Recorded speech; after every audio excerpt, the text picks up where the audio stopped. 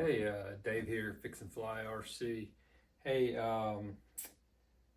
there's a lot of unboxing videos, so I usually don't do unboxing videos. But I thought I'd do one here. One is, you'll see one you've never seen before with the one-armed bandit. And this is the Free Wing F-4 Phantom 2. I got the gray ghost version. Had it in my cart in and out probably for a year or so. It went out of stock for a long time, came back in, trying to decide if I needed another plane. Most of you guys' inventories probably can outweigh do mine, but I'm looking around and 1, 2, 3, 4, 5, 6, 7, 8, 9, 10, 11, 12, 13, 14, 15, 16, 17, 19, 20, 21, 22, 22, 23 planes I'm counting just real quick. And but I just really like the way this one looks. I'm not looking for a screamer jet, just looking for a really cool jet. So I really was just going to wait until I was able to get a little better use of my arm here. So if it looks stupid or if it gets quirky, I might not even post it. But I'm one of those guys that it's just hard for me to sit there with a new plane sitting in a box and not even look at it. So just really impatient. So gonna give her a shot and see. And if it becomes too quirky, or if like I said, if I can't do it, then I'll pause and let things get better. So we're gonna give her a shot here, and I'm trying to take the cover off.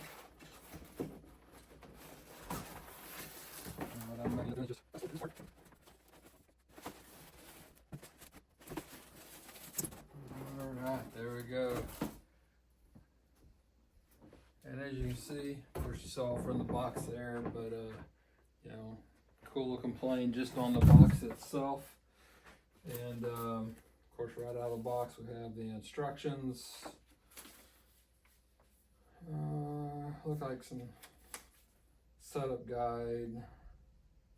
Programming the ESC, always important. Some warning.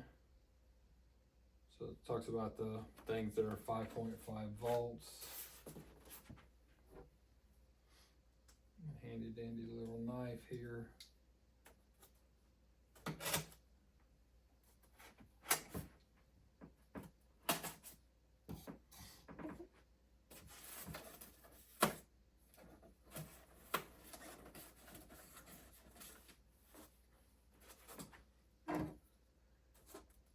There's a little tube right here with a wire running through it, and then my guess is this is one of the wing spars. I'm sure it's probably a wing spar, and then, oh, that was not good. And then this is the little thing they pull through it so you can pull through your servo wires and stuff.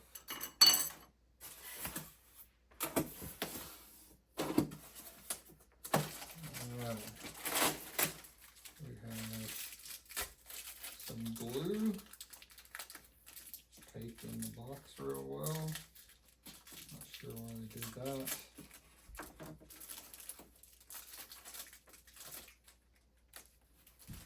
Alright, so we got tail fin here. I'm going to leave it in the plastic for now, but looks to be in good shape.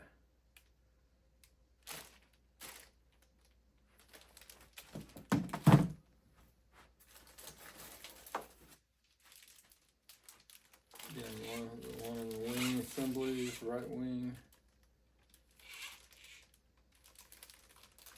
Again, looks to be in good shape. No issues there. It's one of the things when you do unbox a plane for the first time, you really do want to kind of check all the surfaces, check all the edges, make sure everything is in good shape, no dings or whatever. Because if you do, it's another reason why I wanted to open it. Just they only have a 30-day warranty, and if you let it sit there for 30 days and open it up, and then something's wrong, you're just kind of stuck on your own. So that looks pretty good.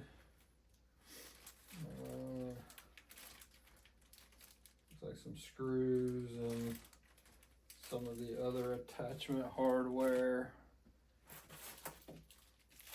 Some extra parts that I bought to go with the plane. I just went ahead and bought some extra landing gear, shear pins, strut pins, just in case you bend one. You know, you don't want to have to wait and order them. So I always order a few and have some spares hanging around, because you know, there's some people that land good every single time. Sometimes you get in a situation where it doesn't land exactly you want. You may bend a pin. Don't want to be down for a long period of time. There's I'm guessing the tail. Still everything looks good. Yeah, looks good. Looked like there was a tear on there.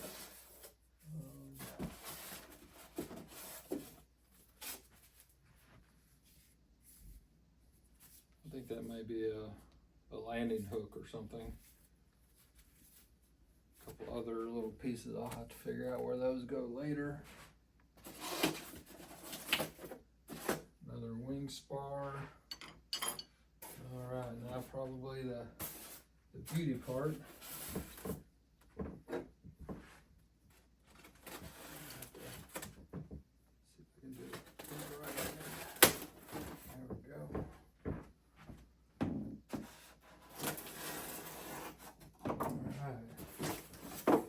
The fuselage.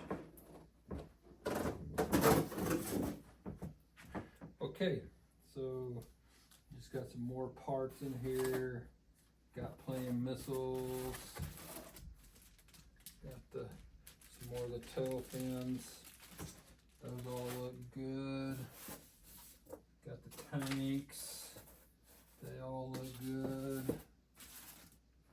Big old nose cone. The big old nose cone. That looks good. And then, of course, a good looking part. There's the fuselage. And she looks like she's in good shape. So she looks pretty good. I don't see anything that would concern me, like damage. Obviously don't need to call motion about. So I'm pretty excited about getting this plane together, and hopefully if I can work the tools good enough, by the time I'm healed up, and the weather's starting to turn nice now, so we're starting to get in some good flying weather. So the one other thing I did buy with this plane is from Stem Lights. I bought the formation lights. They actually came in the same day the plane did. So, before I get it all assembled together, I'll go ahead and put the stem lights in. So overall, the quality looks good. I just kind of looked at them. I do have mine designed or set up I can turn them off and on with the switch.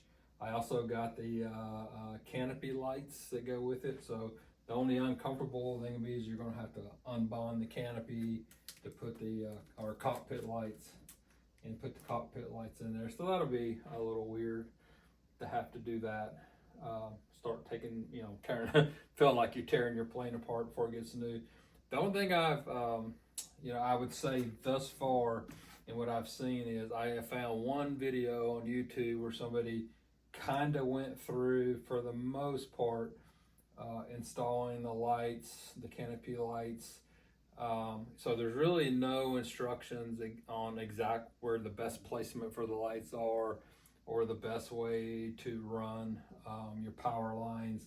I'm going to power it through the blue box is my plan. So I will do a video on how I did it, trying to make sure, get the location, as accurate as possible, and with respect to the actual plane. And so like I said, there's nothing that says, this far back, this far up on, there's one for the forward fuselage, there's one for the aft fuselage, There's a set for the rudder, the tail, and then there's some wingtip lights. And I probably am going to try to set up my controller, if I could think I can do this, where you can dim it down a little bit, so you can have them really bright, or you can dim it down to be a little more authentic. Because remember, the purpose of the formation lights was for jets that were flying in formation to be able to see each other. They really weren't designed for the enemy to be able to spot you out in the sky, a long ways away. So we'll see how that goes. But the planes I've seen them on really look cool. So anyway, we are going to start working on this thing, and hopefully we'll get it together. If you follow my channel, you know I had been working on another project where I was converting an old electric plane to an RC. Unfortunately, that one really requires the ability to maneuver, drill, and so I've had to put it aside for a little bit. So hopefully I can get back to that here in a month or so, but that one's on pause right now. So anyway, looking forward to this. Oh, by the way, I did buy the 8S version of this. My F-22 is an 8S, so I had a couple sets of batteries.